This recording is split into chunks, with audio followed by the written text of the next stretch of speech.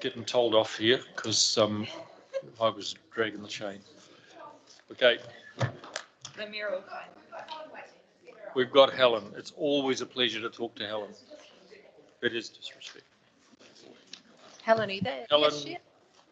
do you want to turn your camera on so we can see you, or there we go? Got me? Yes. Okay, we're going to reconvene.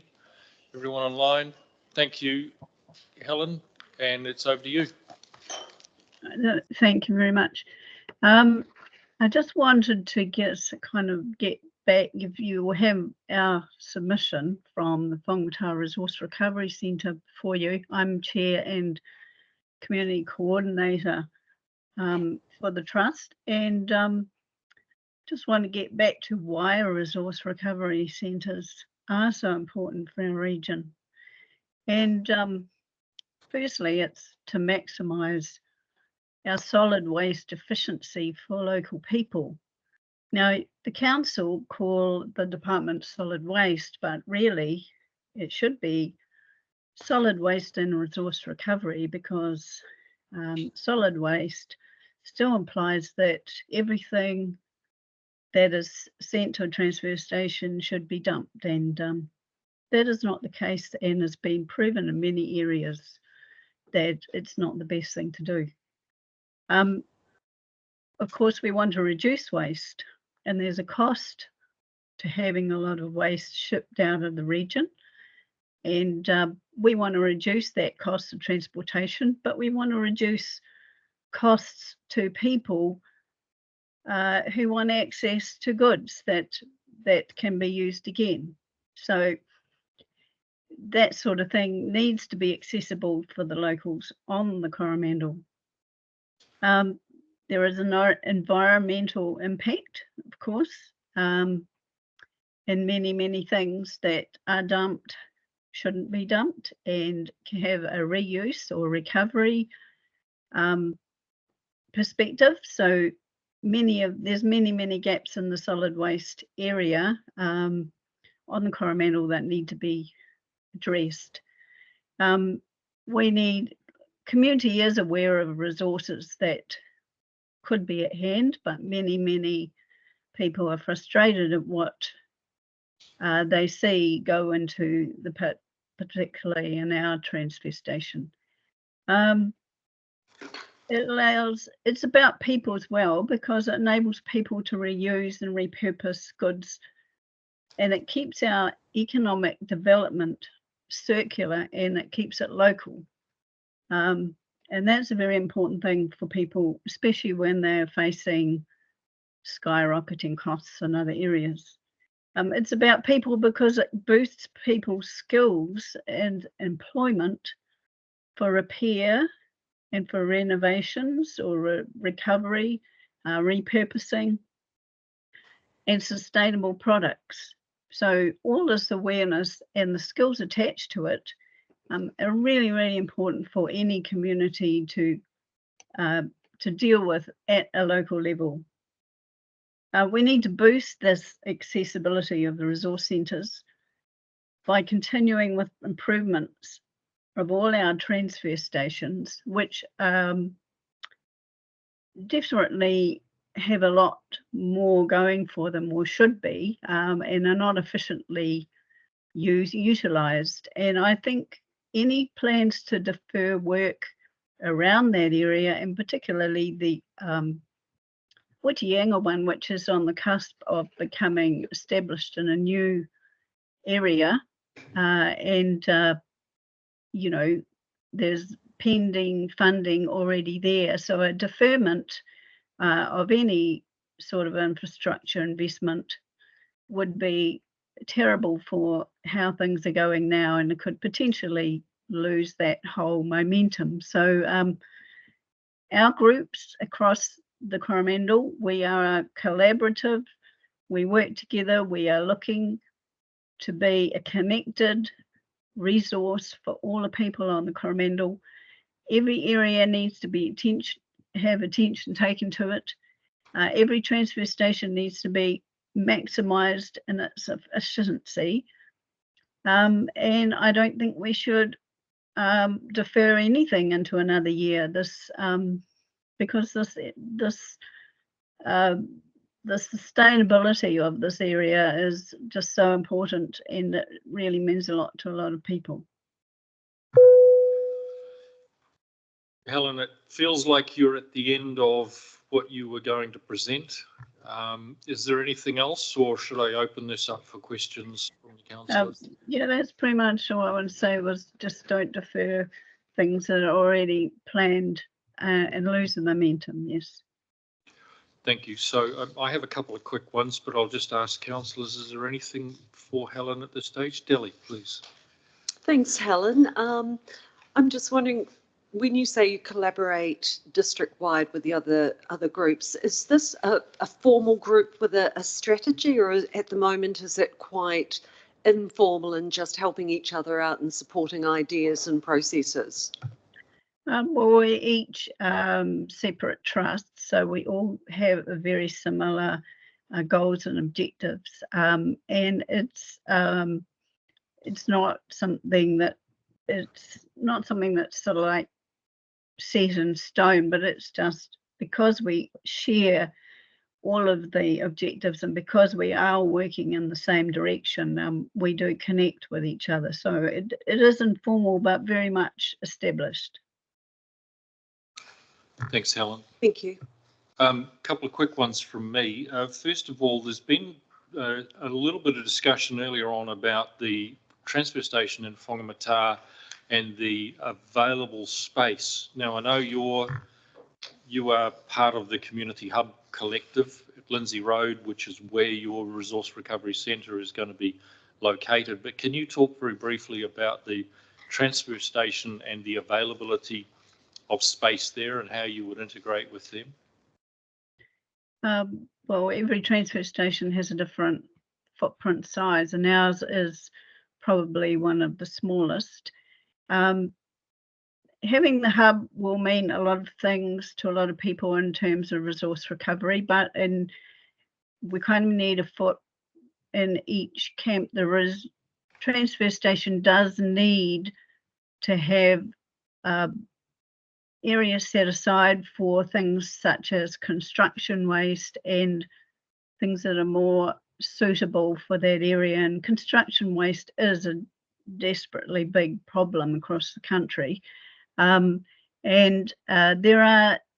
transfer station does have some possible areas. If you look at what is being done with a very long time kept corner of the old tip, and also, I think with creative rejigging, there can be a lot more done on that space. Thank you. That helps because we've had people express concern that it's very tight there, and you've got a lens on that, so that's helpful. The other one, no, I'll leave that. It's just the economic development opportunity. You've already flagged that, and I think that you've identified that very clearly in earlier submissions that you've made. So I'll leave it there. Thank you. Nothing else from councillors? Thank you, Helen. Well done. Thank you very much. Thank you. Anna Horn has agreed not to make her presentation at this stage. Kate James from Forest and Bird is going to be later today. In the last time slot. Last time slot. Okay. So we'll move on to Richard Shelford Woodcock from Whitianga Residents and Ratepayers Association, please.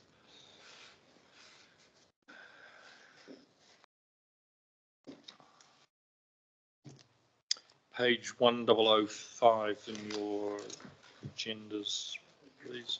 Richard, welcome. Thank you for driving all this way. The good news is that we built you a new bridge to make it easier to get to and from.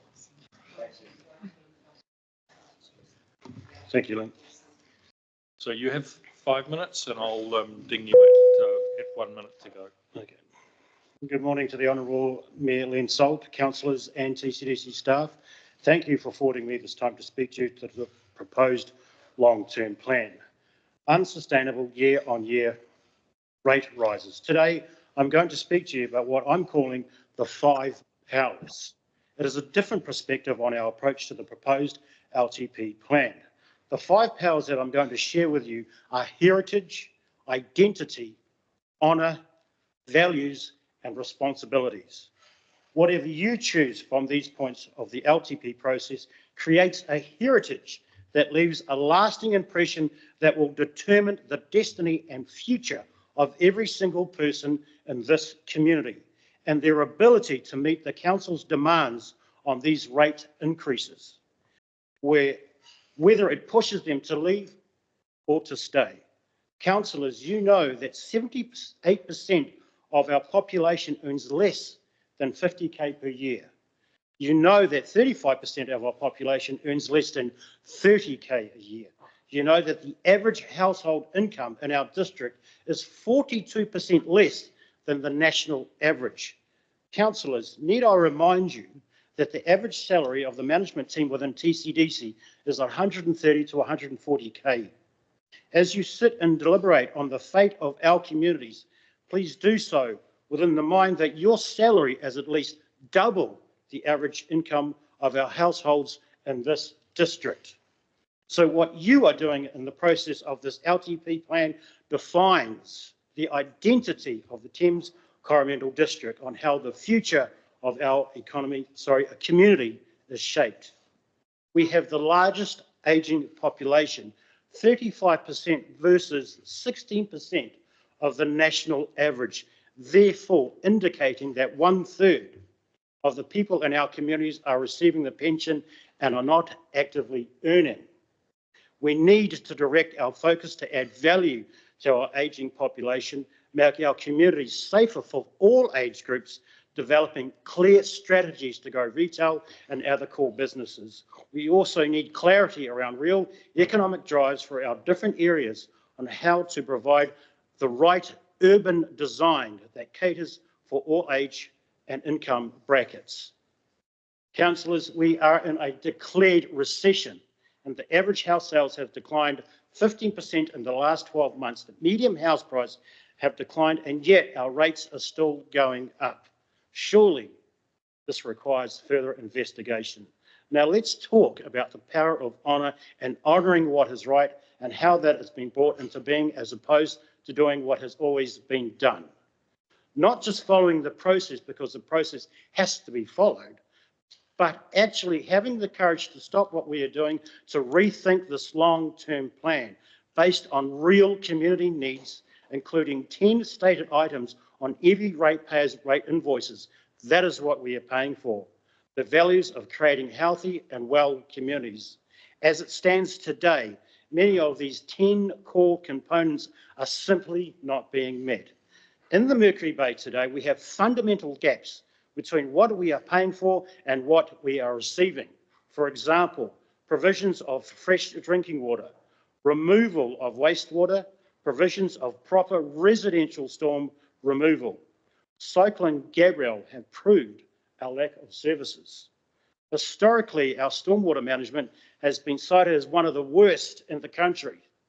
Still, above and beyond all else, it is about the power of responsibility that we carry as citizens, as council, as mayor, as elected representatives of those mothers, fathers, children, grandparents who are the grassroots of this community.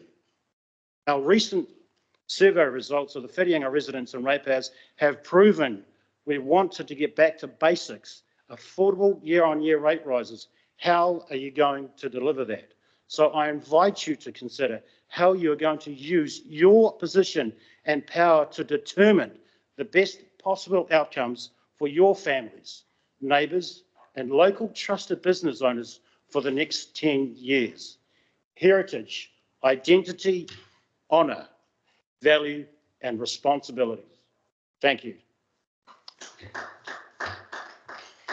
Thank you, Richard. Councillors, any questions? Thank you, Richard. I will say that a lot of my information was actually taken from your TCDC website, and also one regarding real estate was from Rob Ball Real Estate. So thank you. Before you go, would you like your notes tabled so that the councillors have access to them? Sure. Thank you. So if you can give the team here a copy of those. Absolutely. Thank you. Sorry, before you go, Richard, Robin has a question. Robin. Yeah, sorry, I noted that you said that, part of our identity, and you talked about ageing populations, and I just wonder if we should actually also be really mindful of the future generations, right? So making sure that our infrastructure in our towns and our playgrounds, our libraries, our pools, everything is sorted for not just the need that we have now, which of the older population, but actually the need to come. And part of that future proofing might be to consider what we need to do in order to encourage people who aren't over 65 to move here as well. Well, yeah, that's because also quite those important. people add a richness to the communities, Yeah. as valuable as the richness of the retired population. Yes. Yes. Well, that's what I'm asking to do, is to make a future plan for the district here, and just as you said, concentrating on our youth, and actually being able to manage to keep our youth in this towns with possibilities.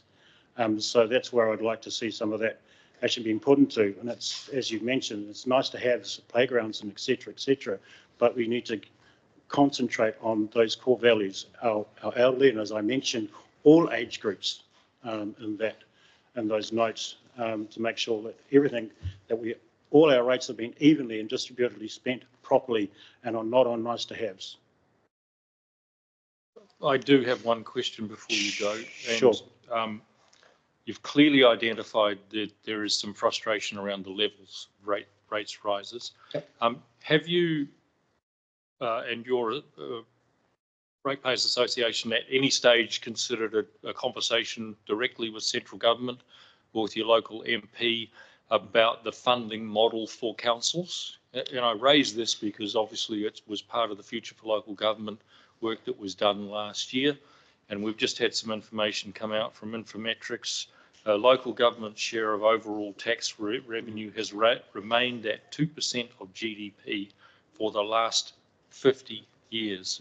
Have you had a conversation directly with your local MP and considering a conversation with central government about the funding model for local government? No, I have not, but that would be a good one for a table discussion with the WRA, to have that discussion with our local MP. So I will definitely take that up into strong consideration. Thank you, Richard. Appreciate that. Thank you. All right. Okay. Stephen Clay online, page 79 in the agenda. Have we got Stephen?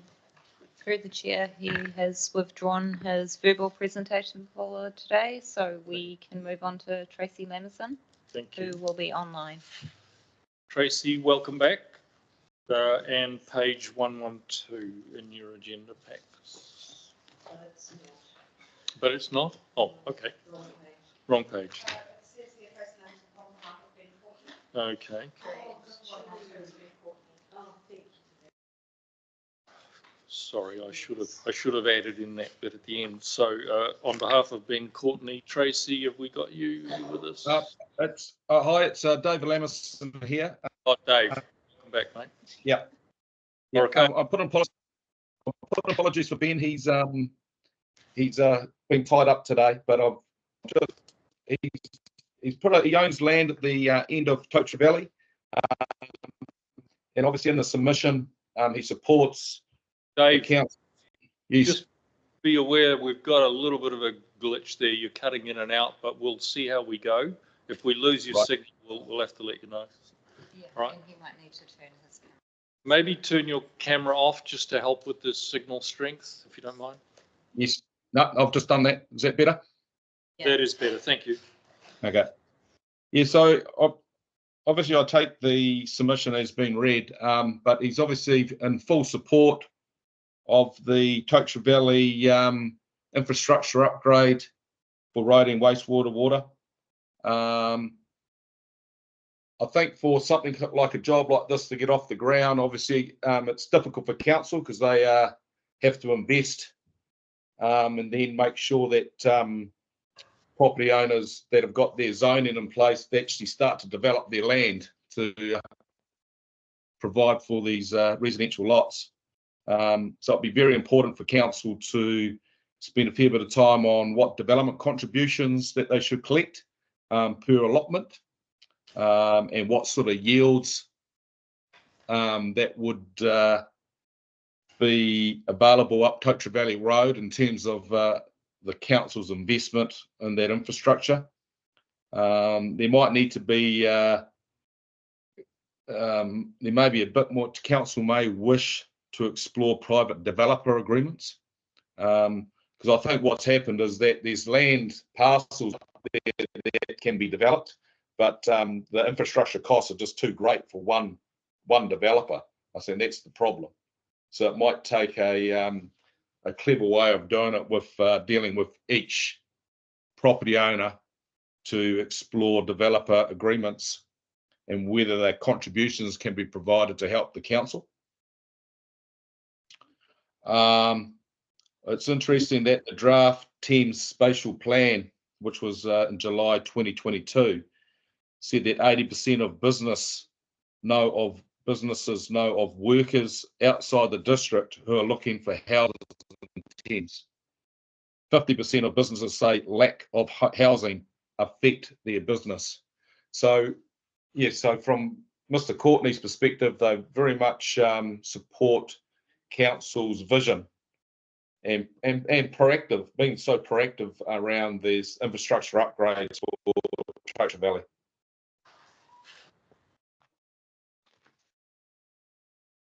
Dave, thank you. Is that the end of your verbal submission? Yes, it is. Thank you. Okay, I'll open it up for questions, but before I just have one quick one. Item 3, you've identified potentially 1,200 lots. Obviously, council's had some discussion about the development of and the potential for Totara Valley. This is the first time I've heard anything as high as 1,200 lots. We've heard 500 to 700. Right. Could you speak to that very briefly? It seems significantly higher than what we've heard in the past. Yeah, I suppose I suppose how you connect up Totara Valley to other areas on that sort of side of Kopu of whether you have roads, because there's meant to be roads that run at the back of the farms, so which would open up other land holdings.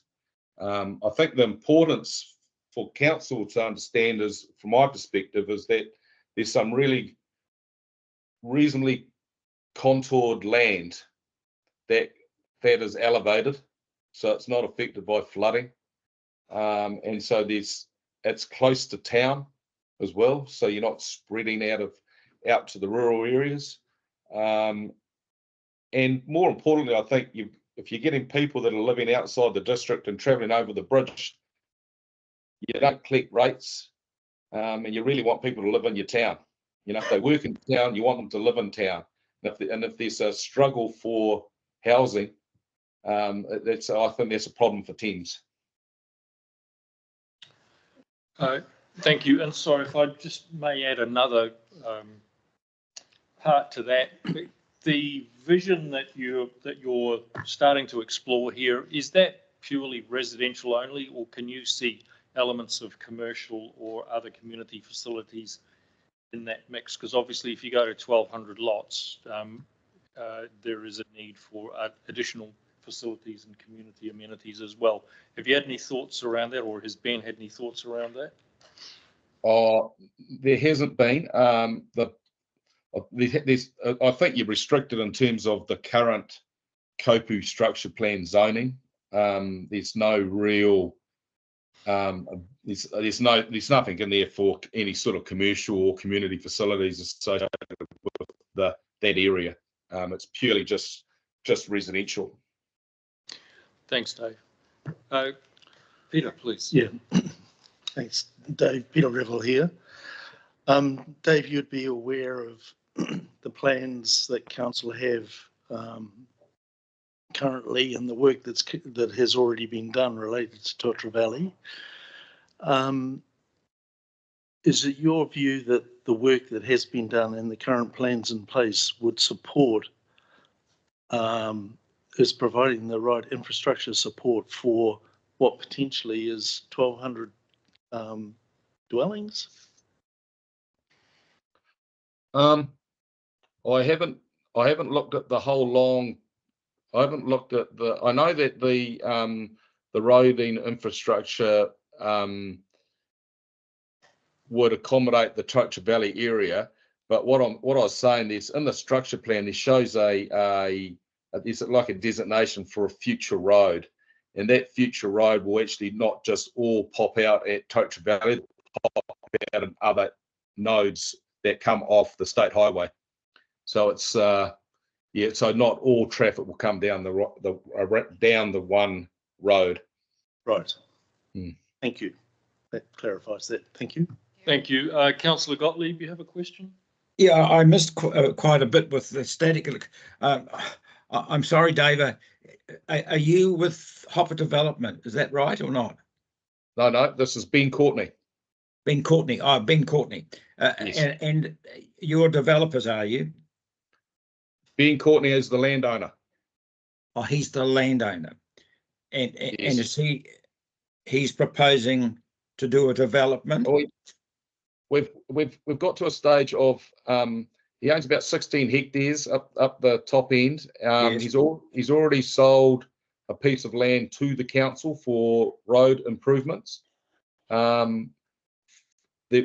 Just one small portion of his property, we're looking at potentially 60 residential lots, and he's still 12 hectares of land available at the back. But there's quite a lot of we've got a lot of planning implications as well to deal with, and we've also got one of the most important things is we've got roading issues. There's a bit of a choke about halfway up Tokyo Valley, so it makes it difficult to get beyond quite a narrow piece of road about halfway up Tokyo Valley Road.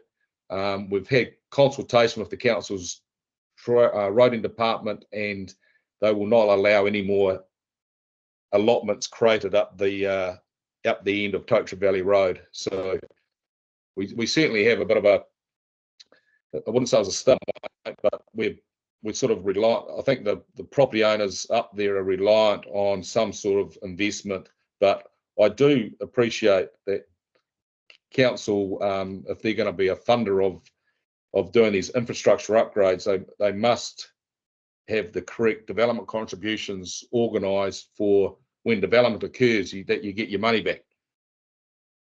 Yeah, that's what you've looked at, no doubt, at the council policy on this development. I do understand, but the development contributions can be targeted. I don't think they have to be. They get reviewed every year as well. So I don't think there's a problem in having a targeted development contribution for Tokyo Valley, depending on the costs of the upgrades. So this is a work in progress then? Oh, it sure is. Yeah, absolutely. Thanks, Dave. Thank you, Gary. Okay, any further questions from councillors? Thank you, Dave. We'll move on, and on behalf of Ben as well.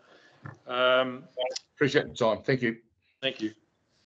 Next is Lenny Williams from Te Patu Kirikiri and Local Community. Kia ora, Lenny. Good name, by the way. So good morning. Good morning, councillors.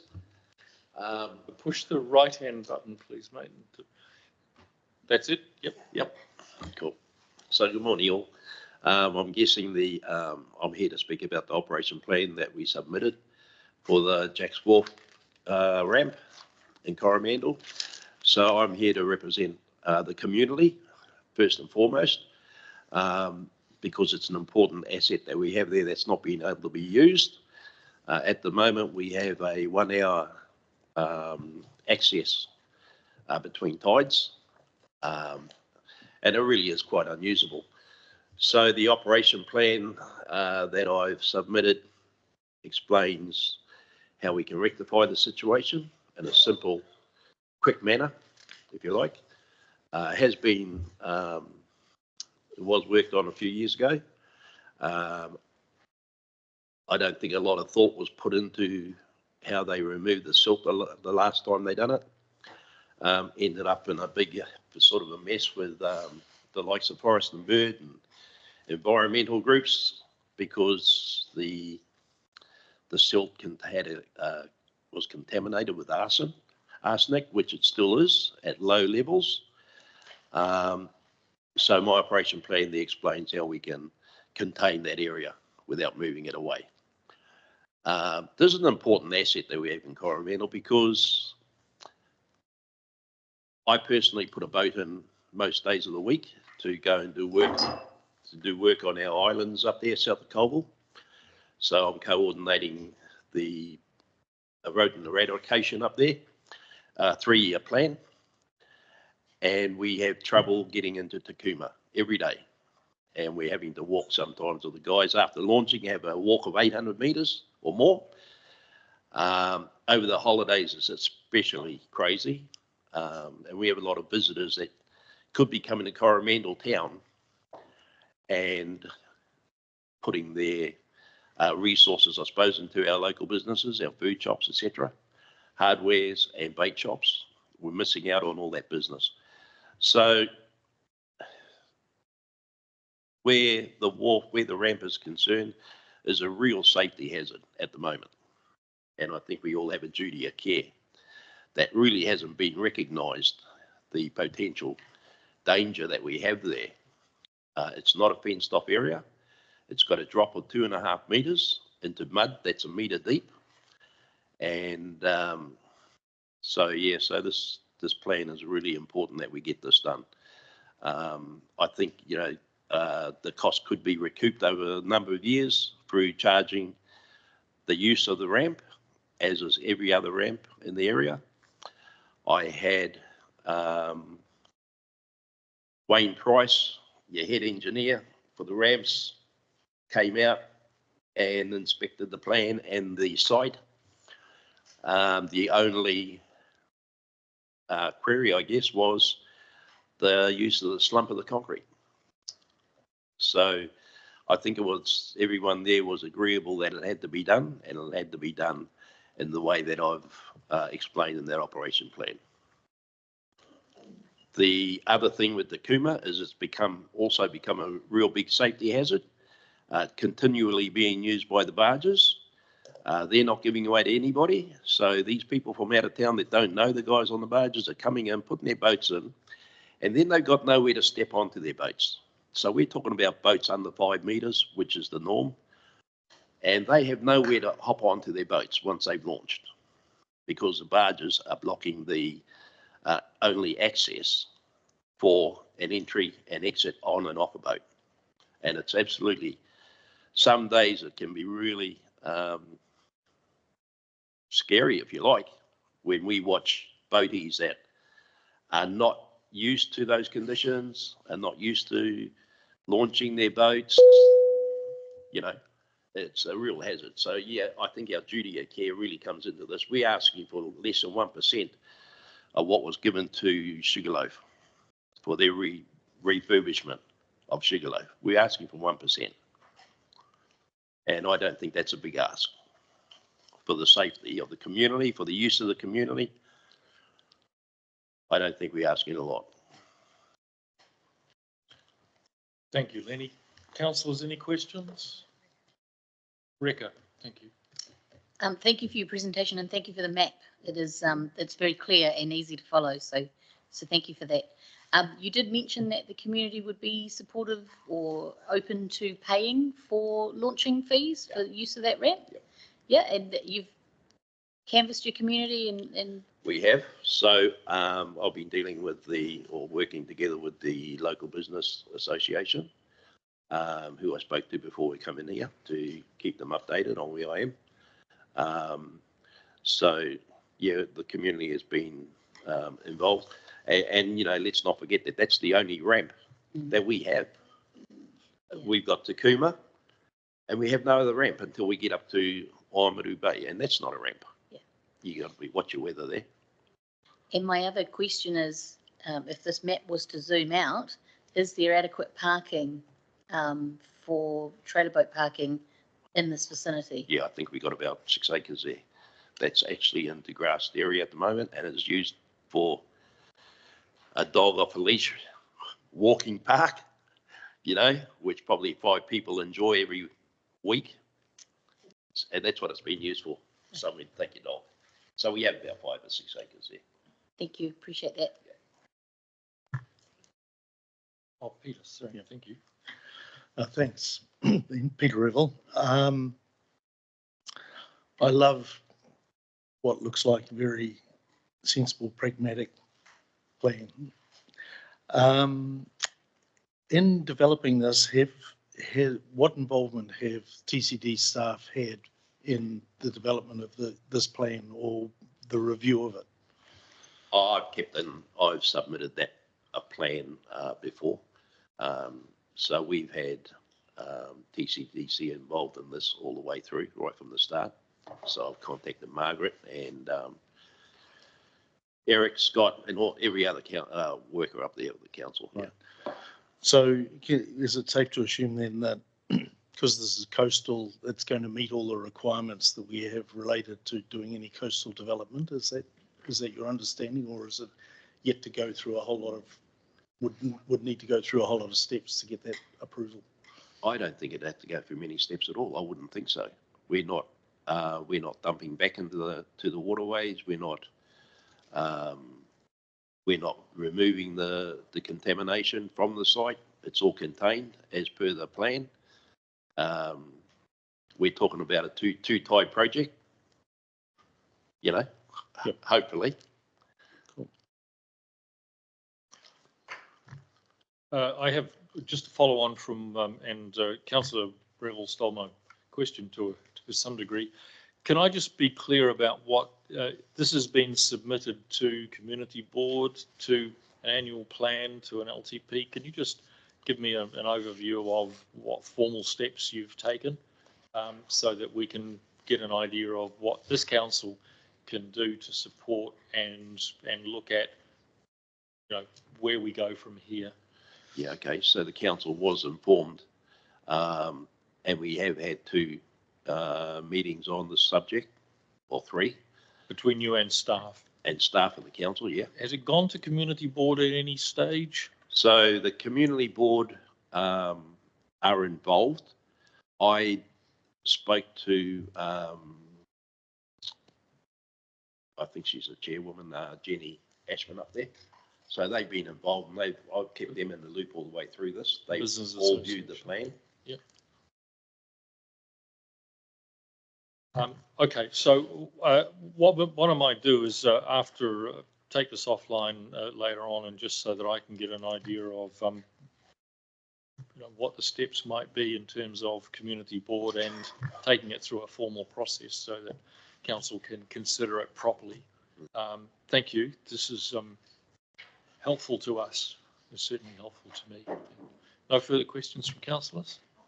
Well, Robin, please. So this would address a lot of safety concerns, but it wouldn't increase the amount of time per tide that you could use the wharf. Sorry?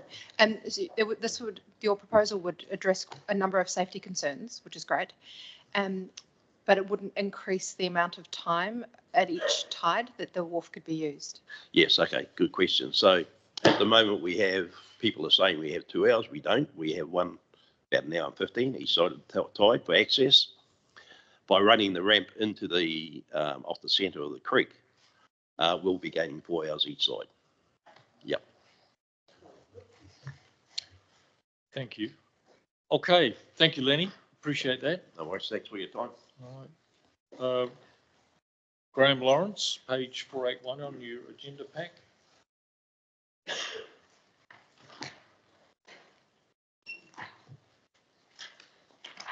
Welcome.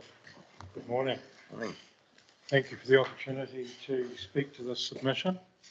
I have with me a representative of the family who submitted the submission, and we've got Alistair Shepherd here representing the family, and he'll be able to answer any questions. The only 2 things I really wanted to do today to speak to this submission but I think it speaks for itself. The first thing is the very high value that council can get out of planning ahead of need, and often we get caught in the swamp with the alligators rather than trying to sort of think ahead and avoid getting in that situation. Sometimes we're in there whether we like it or not, and you know all about that, and I don't need to talk about that. The important thing in this case is I wanted you to meet with a representative of a family who want to do a development. They need to do a development that, like lots of pieces of land around the district, they're asking for better land management. But from the council's point of view, there's an opportunity to get acquainted with the idea well ahead and to be able to plan and seed aspects of it that will be of benefit to the public and to the public. And I thought this was a lovely little illustration of, you'll probably come across a lot of others, but this is a lovely illustration or example of a case. Now, I've got some plans here that I brought just to take the submission one step further. I've got some photographs that I can distribute, and I've got some smaller, very preliminary development plans and some large print ones. And the purpose of this is really to give you a good example of how a land developer, a property owner and council can work together by planning, not necessarily spending the money, but or spending some money helping with the planning. And that is, you're all familiar with the hairpin bend where there was a tragic accident where a young woman lost her life at Waititi Bay, and where council contractors at the moment are working like slaves to shore up that corner. Now, I think it's obvious to everyone that looks at it, and of course, and I've spoken to your voting asset manager, Ed, and he certainly doesn't need to be told about how precarious that is. And we're all looking at how much money is going into shoring it up and all wondering how long it's going to last. Here's an example where a land developer could come to council and say, can you help us out to get, and we could put a road through our land to get easy, flat access into the centre of Waititi Bay. Now, we're not asking you to build it now, because the developer can obviously create a right-of-way. But if council was to participate in the planning of that and was open to it, council could secure a route for a future alternative road and not need to keep spending money on that corner.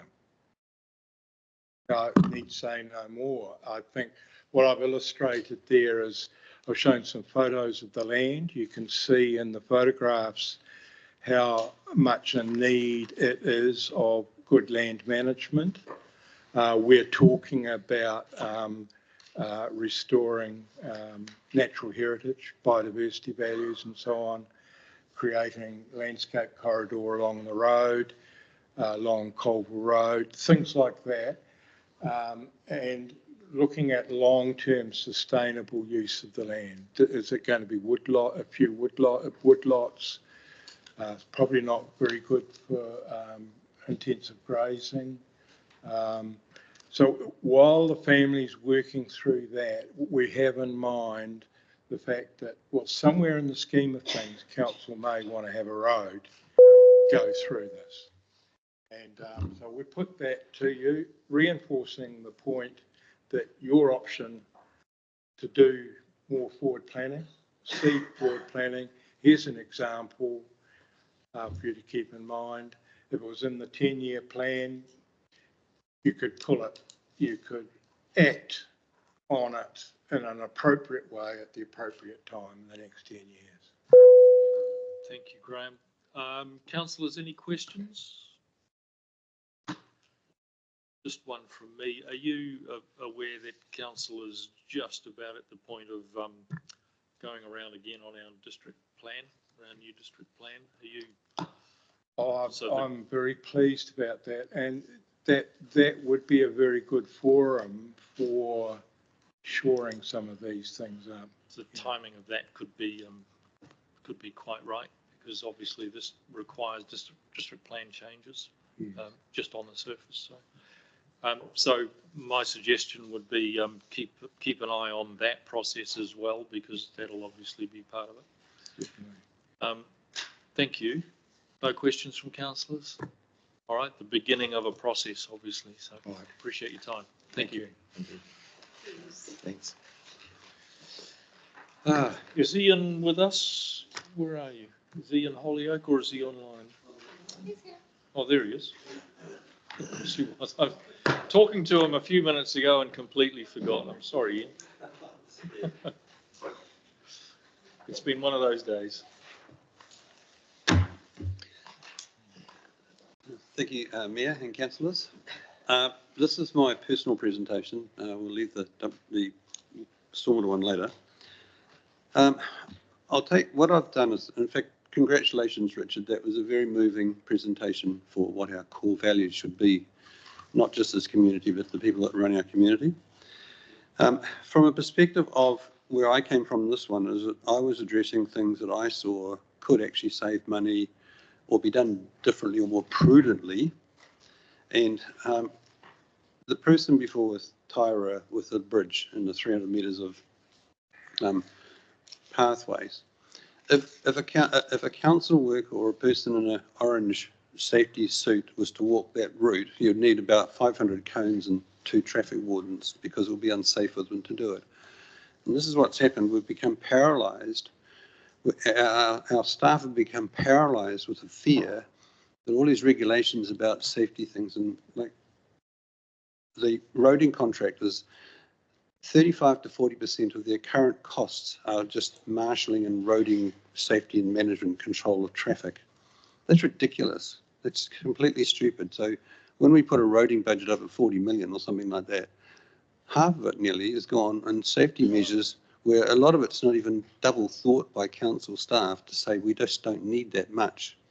We believe that the people that are applying those structures have got the right to tell us what to do. So anyway, I've got a whole lot of things here. All I really wanted to present today is I'd like to know where the good ideas box is. Right, these are a few ideas. Where do I put them? Because the WRA survey, the WRA submission, community boards, to me, they don't seem to be listened to. I mean, they put a whole lot of things forward and they're not in the long-term plan. I presented to the annual plan, wasn't listened to. 185 other people did, wasn't listened to. Now, I'm 70, I'll be here till 92, so you can expect 22 years of me fronting up here. So I'd like to know where the good ideas box is, and that's all I want to say. Thank you. Thanks, Ian. Any questions from councillors for Ian? Okay, thank you. Ian, are you... Richard first, I think. Thank you. Yeah. Richard, and are you joining him on that? Yeah. Okay. Yeah. Thanks. I'll sit here anyway while you... Yeah. Okay. Thanks, Rob.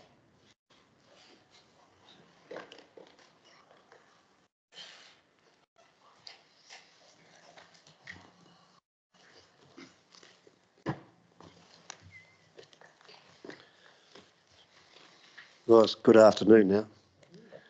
Mr. Mayor, councillors, thank you very much for allowing me to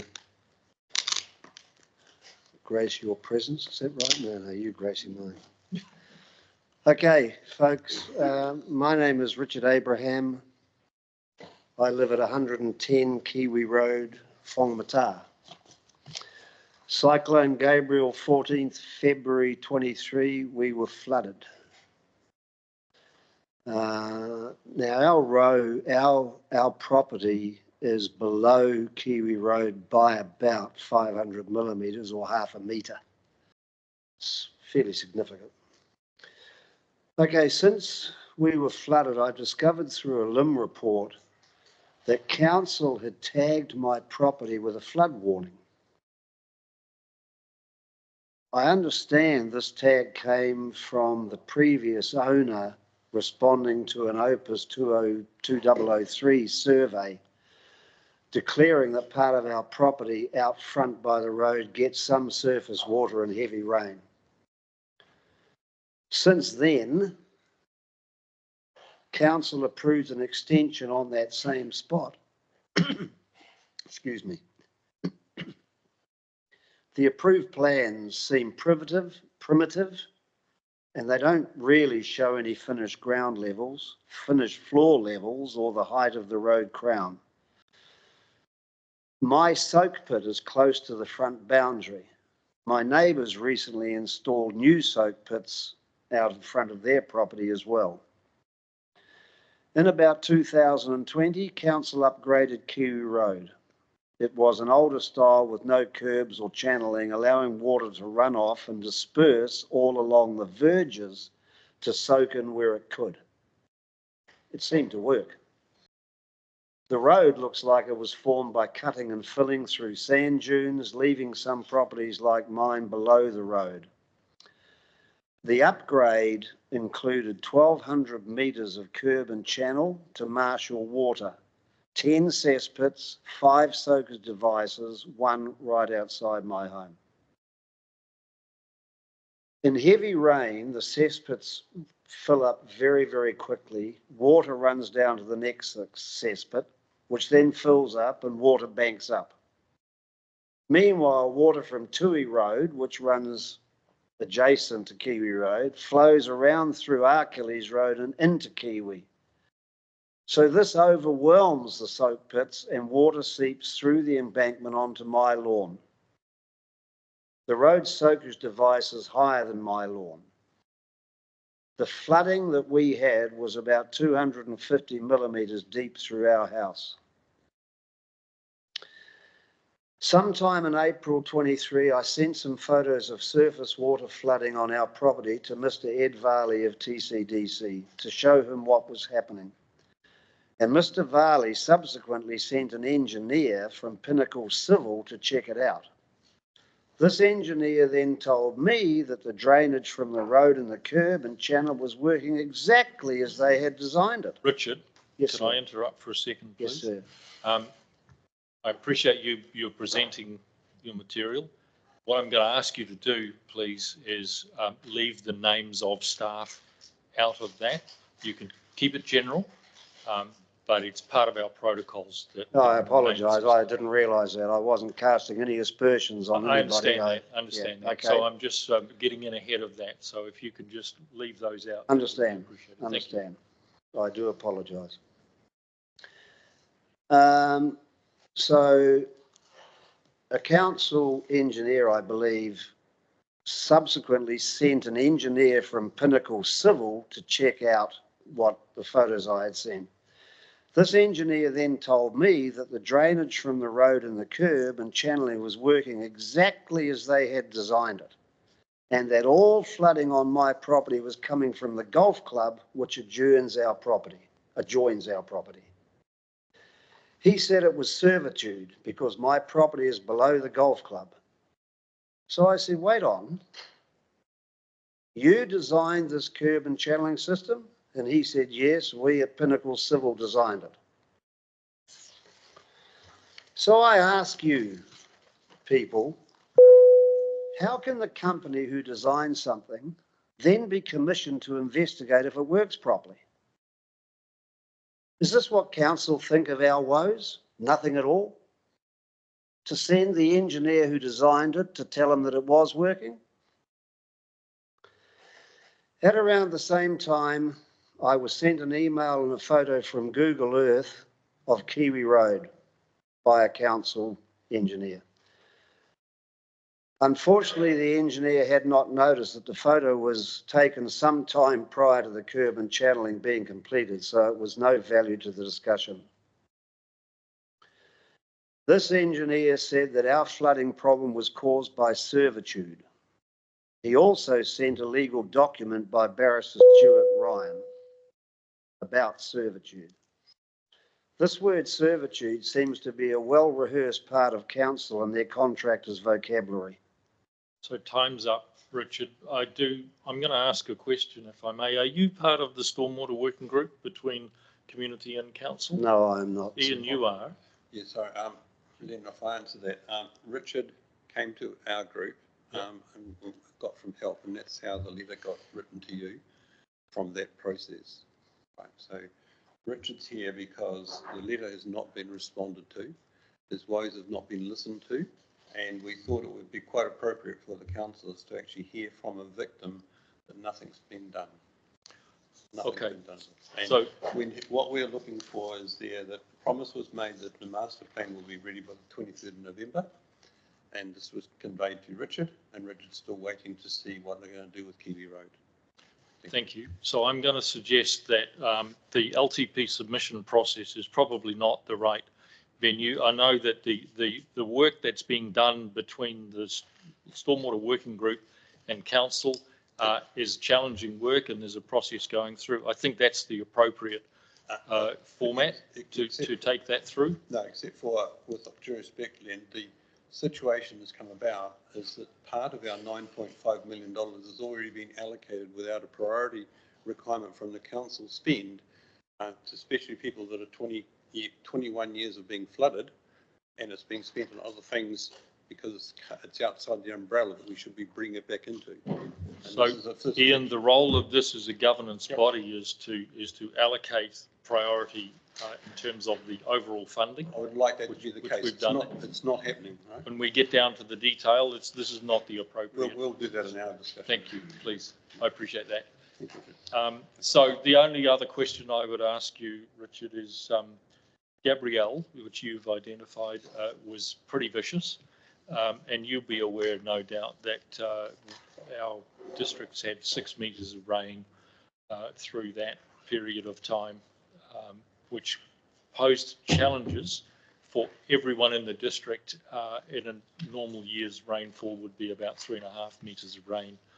And I'm sure you've taken that into account in terms of the attempts by the Stormwater Working Group and the Council to meet those challenges head on. So, look, thank you. Appreciate that. No other questions? Sorry, Robin, you had a question? Richard, while you're here, one of the questions that we asked in our LTP was about the value of some of the recovery work and the community resilience work that's come out of the funding that we received from the government in the wake of the cyclones. And I wondered, as potentially somebody who benefited from the work of our social navigators, do you have an opinion about whether council should continue to fund that? Well, I don't really understand what that group is, because I've never had any benefit from anybody out of this process at all. You weren't visited by a social navigator? Nope. I don't know what a social navigator is, I'm sorry. Thank you, Richard. Question, sir. Am I able to table a letter that I sent to you last year? You can, yes, you can. Whether if it goes down into operational detail, it may not be something that this body is appropriately. It may not be appropriate for us to deal with, but it will certainly make sure. I just feel that if I don't have a table, then there's really no requirement for council or anybody to respond to it. Thank you. No, you're very welcome to do that. Thank you very much. Thank you, Richard. Thank you, Ian. Thanks.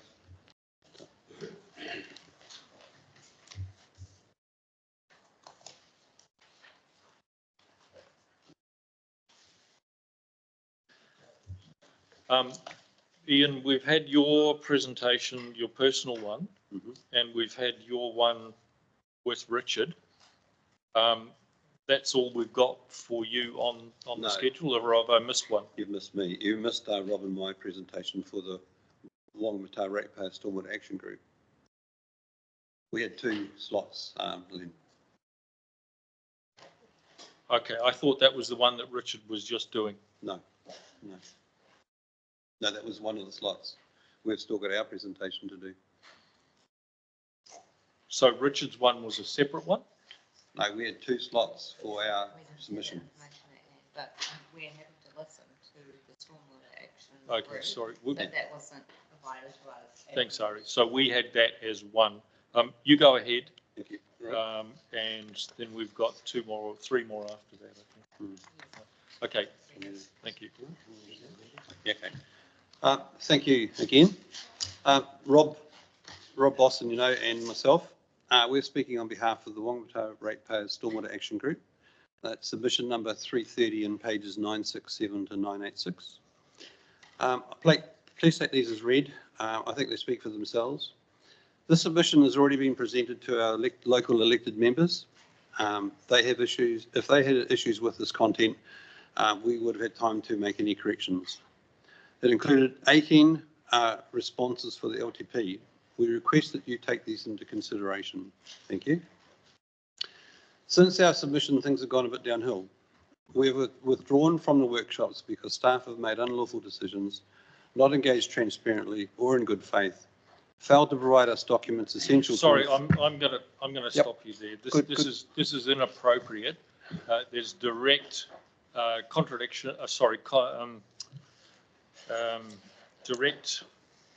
Help me out. What's the word? I think probably criticisms of staff. I'm not criticising any staff, Ian, and we've had this discussion in other conversations. No, we haven't, Glenn. So I'm going to ask you to keep this to your submissions to the LTP process, please. And I won't hear any criticisms of staff. If you have issues with that, you take it up separately. Right. And there's an appropriate venue for doing that. This is not it. All right. The reason I was bringing it up, Glenn, is that we joined the workshops with a promise to deliver a master plan for the 23rd of November deadline to go into the long-term plan so that it could go through this consultation process. And those delays, I'm communicating with you. If you don't want to hear them, that's fine. Stormwater is an ex-leaky building, but this time flooding has no limitation defence. Properties are getting more and more expensive with richer and more powerful owners. Since 1996, we've had 8 cyclones plus numerous weather events, all claimed to be 1 in 250-year events. Do nothing is no longer an option. I understand that valued planning for 1 in 300-year events now. But council is still approving building consents with 4 levels below the crown of the roads, with no overland flow paths. Some have floor finish levels at 0.000, which is actually sea level. Crisscross road streets have blocked off all the natural overland flow paths. It's foreseeable all homes below the crown of the road will flood if there's a big enough storm. The water's got nowhere to go. A couple of examples of Mulu and Kiwi. You've already heard of Kiwi. Mulu will probably get personal again. The master plan was promised on 23rd of November. Unfortunately, what we need is some teeth behind the master plan. We need some council policies to support what comes in through the master plan, and these don't exist. For example, all flood-prone properties must be hazard tagged on the CT with a clear master plan showing how these tags can be removed. Owners can then take actions in a timely manner to sort themselves out. Most effective way property can be protected against flooding is raising it above the level of the road. When the roads are formed, many properties end up below the roads, so they flood. Council policy could be to assist owners with free building consents, free inspections, grants and loans, recovered in rates like energy grants. This means owners are contributing financially to remove the tag, while those above the road don't pay as they've already paid more for their dry sections. No more concrete floors, tilt slabs or blocks in areas by sand dunes or in low-lying land, likely to require retreat. Wooden floors are easier to lift and transport to new sites above flood zones without big cleanup costs. We need to raise the stormwater development contributions to realistic levels. Example is the campground. Please read this as in my own submission. We've got a lot more of these, and I'm sure the community has as well. Why can't these types of solutions go into that good ideas box I talked about before? Council's policy of not engaging and frustrating us does not severs all trust with the council. If we aren't honoured in our discussion and process, how do we actually trust what comes out of here? We came with good intentions to provide input, suggestions and encouragement to create the master plan. It's up to us as community representatives to test. I think I should be allowed another minute, Glenn, because we did discuss a bit. You have got another minute. Thank you. It is up to us as community representatives to be able to test solutions and the cost options to ensure what is presented to our electors members is what is needed, what's required, what's acceptable, and what was discussed. When that doesn't happen, as did not happen in April, our elected members will be getting untested, unwanted scopes of work and have to do their own investigations. You're all too busy now. You can't look at every project in the detail. We have to as a workshop. To our elected members, please change the culture. The long-term plan will work a lot better if community regains some trust in council. Good intention only has merit under good direction. Thank you. Thank you. Councillors, any questions? Yeah, look, I just missed the first line of your concluding paragraph. You said, councillors, please, and I didn't hear. Oh, the last. Yeah, the last thing, Okay. where you appeal to us. Yeah. Please change the culture. Thank you.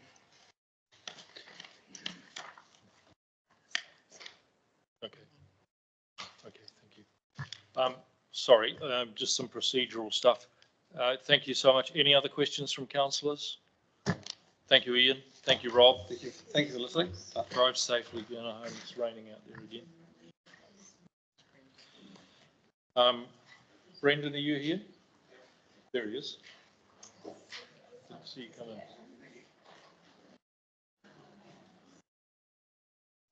So two things. Firstly, Brendan, before you start, we need to be able to hear you and the folks online. So somehow, maybe if you can use the seat, bring that microphone over to the side so we can see the slideshow, and that way everyone online can hear you as well. is this the Yeah, we're just going to sort of hear. so just a couple of things. I'm filling in on behalf. Maybe sit down and then. Sorry. I think This is fine. that's a good idea. Oh, I'll be right. I'll probably stand up after. Brendan's got a loud voice. I think we should be able to hear him. So, two things I'd just like to say here. One is the info in your pack there is slightly different. I had some wrong figures in there. I've now corrected those. Secondly, I'm talking on behalf of the managing director because he has had to go out of town today. So there may be some questions I can't answer. Oh, we're just, sorry, we just need to quickly make a timer. How do I use the Okay. just forward and backwards? Is it? So firstly, I'd just like to say thank you very much for allowing me to come and speak to you today. Just by way of introduction, my name is Brendan Judd. I'm a director of Certex Industries. Based out at Thames, we are a third generation business here in Thames. We're headquartered here in Thames, creating jobs for Thames people. We currently have 130 employees, 50 of those of which are based here in Thames. We have 11 sites across New Zealand and Australia. Manufacturing since 1982 here, and we have plans to expand our manufacturing base here. I'll come back to this, but we have got a plan waiting building consent currently. Some of you may have seen the site containers turning up out there at Kopu. We're just about to start that when we get our consents through. That'll house a business or a unit of our business we have in Wanganui. We're bringing that back to Thames now to bring jobs back here. So let's just change our focus for a few minutes back to Thames. I think we'd all say that we have been left behind. Socially, economically, and our standard of living has dropped below those around us. Housing issues, rising crime rates, and lack of activities for our youth are among the top concerns of our residents here. Other towns in the region have pulled ahead. 5 years from 13 to 18, population growth was 4%. Meanwhile, the same time, our friends over in Cambridge were 15.9%. Morrinsville was 11%. And our friends down in Poira was 12.4%. I'd just like to congratulate the TCDC on some of the work that's been done. Some areas of our Coromandel are world class. Our public amenity investment is world class. Providing for new development is world class. Supporting high density housing is world class. However, I'd just like to raise the challenge as Thames becoming the forgotten town. Housing consents from 96 to 2009 was 28.5 a year, or 400. 2010 to 23 was 7.4. It's dropped off a cliff. Just like to quote, if it's okay, Len, yourself there, Thames is the economic nerve centre of our district, home to the bulk of the Coromandel service provisions, maritime industry, healthcare, business infrastructure. It's our duty It's our duty to the entire region to ensure Thames is resilient and able to grow for the generations to come. So are the effects of the wider Coromandel wasted if the economic nerve centre cannot service the needs? So to ensure long-term sustainability for the entire region, we feel it's time to focus the resource and spending on developing the Coromandel Gateway before it's too late. Thames contributes over 44% of the GDP and employs over 44% of our current Coromandel's employees. So let's act before it's too late, because we do have an opportunity here. And what I'm suggesting is we run a sprint investment into Thames, accelerate the well-being and resilience of our town, our people, and strengthen a sustainable base to the whole Coromandel. And we all know you cannot have a strong social environment when you don't have a strong commercial one. And just to put a little bit of context around that, I think we all know in our own lives, in our households, and our businesses, from time to time you have to reallocate spending to get certain parts up to the standard. And I think that's the case with Thames here, to elevate it. So just like to ask, what's our vision for Thames? Because without vision, people become frustrated. And I'd like to also ask, how can the TCDC become the enabler of progress? So here's a suggested way to advance. One, focus funding on Thames to get back up to the standard of the other Coromandel centres. Fast-track shovel-ready projects that promote development and widen the residential zoning areas to remove the current land banking that's happening. Dig a little deeper around suggested solution number one is increase the proportion of spending to focus on Thames development, like I've spoken about, and then funding channeled into the right social, residential and commercial areas. Poacher Valley Road's been spoken about, but get going on stage one and stage two. Open it up to let developers get in there. Provide certainty and clarity for our industrial and commercial land development to remove the hurdles and the frustrations around things like FFLs. Rezone the balance of Poacher Valley Road, rezone further land between Kopu and Matatoki, and widen the Matatoki village zoning. Just like to finish by saying thank you. I appreciate your time, and I do trust that you share the same passion and vision I have to build a stronger, more resilient, prosperous Coromandel ecosystem, strengthening Thames. Trust. Keep going, sense. Brendan. You got a little bit more. You got no. So I do realise there's lots of costs, there's lots of challenges in the Coromandel. Flooding, we've heard all about it this morning. However, I think sometimes we need to stand back and look at the big picture, and this is the opportunity to do it with the LTP. And you might say, be big people, have a look at the big picture. So that's feeling. Brendan, a question from me. Could you talk just a little bit more about what you talked about in your first slide, I think second slide, sprint investment? What do you mean by that? So that's, probably didn't explain it very well, but what I was trying to say was we have a challenging peninsula, like a lot of challenges here. In our businesses from time to time, we have, I'll relate it back to business because I'm in business. Some areas of your business may need more investment to bring it up to the standard to keep the whole thing going. And as we know, Thames is the economic base or the heart of the Coromandel. We have to keep that going. We have to keep it pumping. And at the moment, it's going backwards. Someone referred before to the people having challenges getting staff here. We are one of those companies. We weren't going to bring our Wanganui plant back up here until we'd had at least got the resource consent, which we did. We're now having a few challenges around getting building consents, which I think you're aware of. My question is, how can the council become the enabler, not the frustrator?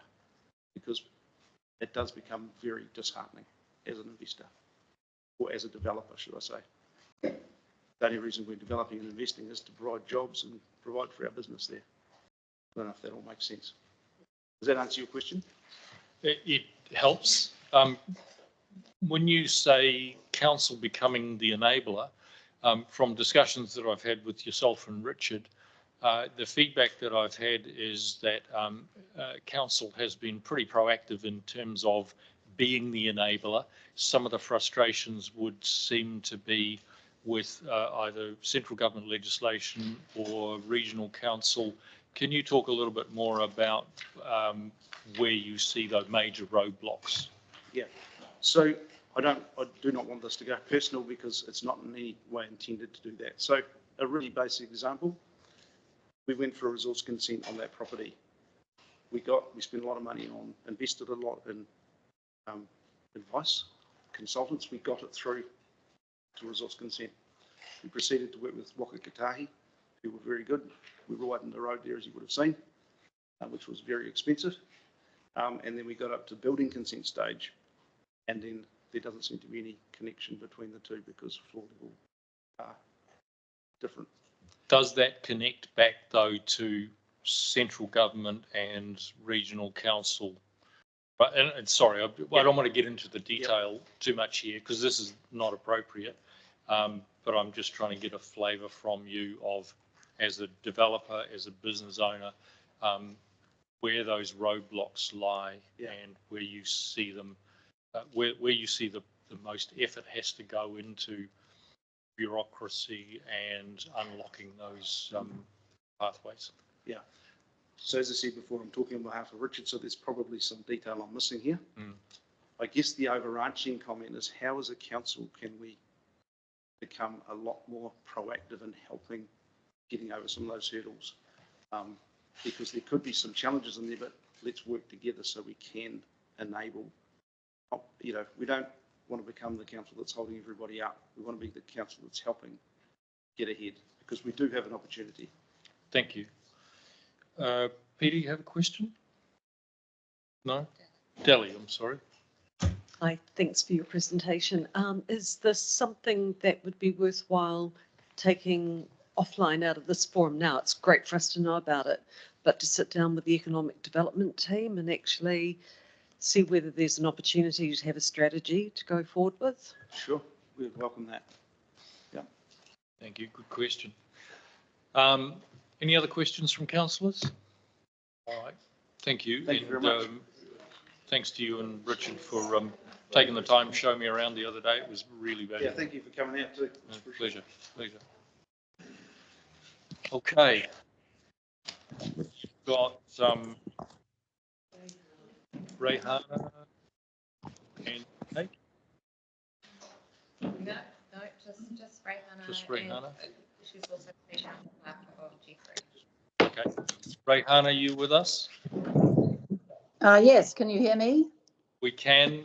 Are you happy to turn your camera on so we can, councillors can see you as well? She's currently in transit. You're in transit? Yeah, okay, so we can hear you. I'm here. I have made it. We can see your scarf.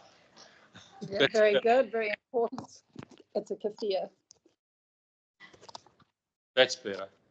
Yeah, good to bring Gaza into the conversation. Kia ora, thank you. Good morning, everybody. Ngā mihi kia koutou. I'd firstly like to compliment everyone, to say thank you so much as councillors for standing up, representing us and doing the hard work of doing your best to try to fulfil everything that the community wants and needs. I'd like to especially compliment our long-serving John Morrissey and also our amazing community board. Although our amazing community board recently gave $6,000 to a group that is part of a nationally funded, highly funded national organisation that has many other opportunities to go and request money from. So I'm looking forward to the accountability of that 6,000, because they're going to be working in reserves, and I understand TCDC already has people on staff who work in reserves and who could probably put out the odd rat trap. Anyway, I'd just like to mention an operational issue first off, and appreciate the person speaking earlier. It might have been someone called Lenny, about the brilliant idea for the Waititi Bay area. The problem that people north of Colville have is that we are all well up there, and we need information about when roads are going to be closed. Like there's 3 half-hour slots that are in the daylight that are suddenly available for people north of Waititi. And I have to say that the first time we learned about it was when workers came up from the Cook's Beach, Whitianga region, and they saw a sign in Coromandel Town, alerting them that they had to go through Kennedy Bay, which, as you know, takes longer and is not exactly a delightful road to be on unless you're a tourist going at 0 miles an hour. And today, when we came south, there was no sign at Waikawo, which is where you need to turn if you have missed one of those half-hour slots.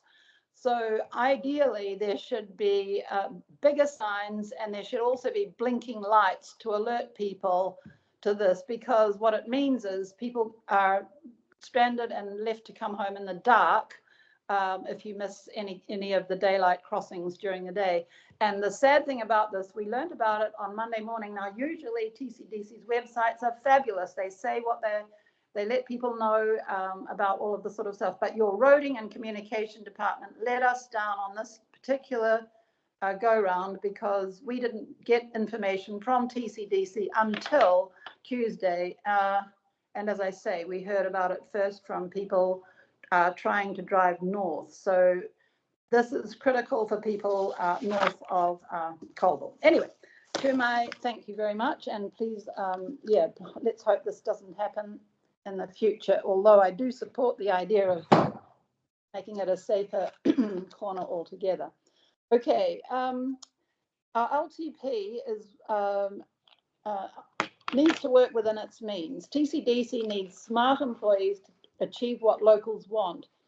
This is what I've written. We want decent roads, we want decent rubbish collection, and water infrastructure. That's already a big ask for the numbers of people who live in this area. So please reconsider the rating options to connect only with the rate of inflation. Do not offer the same deal in 3 different disguises. The feel-good considerations are nothing to do with local governance. Now, I feel like, well, what I mean is that the terms that dominate the LTP headlines are things like vibrant, collaborative, resilient, safe, connecting, mayors working to get young people into jobs and connect local people to support services. They're all important concepts when carried out by competent government departments. That's not the job of local councils. Central government taxes must be utilised. Now, I understand that some of this has obviously been somewhat directed by that monstrous document, hundreds of pages. You'll recall then, I think you got it just not long after you were elected. And so I doubt that every council has even had a chance to read through it, but it was the future of local government. And one of the things that it says in that document, which is full of interesting terminology, it states very clearly that the writers expect local councils to consider, quote, there is a much deeper role for councils to expand beyond the current infrastructure focus to facilitate and deliver well-being. If this is a mandate from central government, I say all such mandates need to be centrally funded. You can't just dump that on top of everything that everyone is paying for that we actually need. So what I'm saying is, don't raise rates, rate Dockland, harass central government to subsidise the ferry from Auckland to Coromandel, and you've got a topic that says local initiatives to help our communities thrive. They are decent roads, infrastructure, rubbish collection, plus libraries, swimming pools and community gardens. I don't think it's too difficult for councillors to acknowledge ratepayers do not see paying to advertise where they live as a job for their rates. It's not the role of local ratepayers to fund tourist promotion. Why don't you rather advocate for central government to subsidise organic farming or transition chemical farmers to traditional, more sustainable methods of planting and growing and feeding? After all, no farms, no food. What could be more important? Clean water, promote water tanks and grey water collection, impossible costs of rent and home building, promote tiny houses, promote cooperative housing, community gardens, veggie gardens. I know it goes fast, but that's your 5 minutes. So okay, well, I'll use Jeffrey's now. Thank you. Hang on, so carrying on. Hang on, Pardon? let me check. Just hold on 2 seconds. Do we have two slots for Rayhana on behalf of Jeffrey Robinson? So Rayhana, what I might ask is that we pause there for a minute to allow councillors to ask any questions on the first part of your submission, and then we ask you to do your second part, which is your next 5 minutes. So we have a question from Councillor Rodley, please. Yes, good afternoon. I just wanted to check if you're aware that the Mayor's Task Force for Job is a partnership between Local Government New Zealand and Ministry of Social Development, and we've secured funding of 585,000, and that's helped 14 local businesses place 22 youth which are typically have been excluded from the mainstream type system. So I just wanted to check that you were aware that that's not ratepayer funded. Thank you. Yes, I did notice that, but I wasn't sure what contribution ratepayers were making. Thank you. Councillors, any other questions for Rayhana on the first part of her presentation? Okay, there being none, we'll start the clock again, Rayhana, and I'll give you a ding at with 1 minute to go. So over to you. Thanks. So one way to save quite a lot of money is to end funding for Destination Hauraki Coromandel. It's a collaboration, apparently. Their management plan is a collaboration with Destination Think. Imagine that. It's based in Canada, offices in Netherlands and Sydney, and they've come up with all sorts of things. They've come up with reimagining Cathedral Cove, and guess what? Until today, no movers and shakers and even Hahe had even heard about reimagining Cathedral Cove. But more importantly, they worry about their main risk factor is losing their funding. So I'm their worst nightmare. They want to activate behavioural marketing initiatives, and in my submission, I reference that fabulous Hauraki Herald free press release that they handed out, documenting the work of a researcher who, as one person who participated in that study said, she took part in the study. Becca Goldsworthy stated it was the best medical test I've ever had. Instead of a study where you're popping pills or sat in a room for observation, I got to experience the Coromandel and enjoy a much needed break. $637,416 of our rates went into this business, $120,000 from Hauraki. Get away from big business masquerading as a public service. This is what I want. Terminate Destination Hauraki Coromandel. Take it in-house. Promote the Coromandel. Sure, save money, do a better job, and align with what your ratepayers want. You could promote all sorts of interesting things on the Coromandel, including things such as the Mana Retreat Centre, Te Moata, etc. That, moving on to your buildings, the future of the new buildings, I've written in my statement very clearly. I hope that people have had a chance to read it. This is yet again another mandate I see from central government. So ask them to build the new building, ask them to pay for all of these things. This is not something that should be dumped on top of ratepayers. So there's a couple of ideas to trim the budget, and especially, and lastly, we need to look at all the jobs that are currently at TCDC that could be funded by the Ministry of Health, Ministry of Social Services, Ministry for the Environment, and work specifically and take waste management back in-house. I know that would cause a little conniption. Demand tax support for all road work and stand up for locals to demand the regular ferry service to Auckland. Properties are taxed in order for local government to collect rubbish and to maintain a decent roading network. I would argue that we need an intelligent community that's healthy, and to that degree, I heartily support taxes to create and maintain public community gardens, libraries, swimming pools. Ordinary people reside and live part-time or full-time within TCDC boundaries. And I know that you want to do a good job looking after as many priorities that people are concerned with, but do the basics first, and then the add-ons can be added on if we've got extra money. I have a lot of other things here, but I think I'll just end there. Thank you very much for, again, for doing your job, which I think is quite a large one. And Thank you, Rayhana. I'll open it up for questions. Councillors, any questions for Rayhana? Martin, please. Yeah, again, I just sort of wanted to point out a couple of things, ask you a couple of questions. With Destination Hauraki Coromandel, are you aware that a review of that organisation, which is jointly managed by ourselves and Hauraki District Council, has just been done? and what was the recommendation?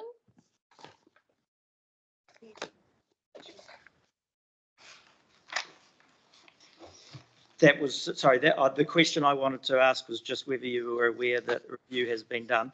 The second point you make is about trying to get funding for council positions from our coalition government or from central government.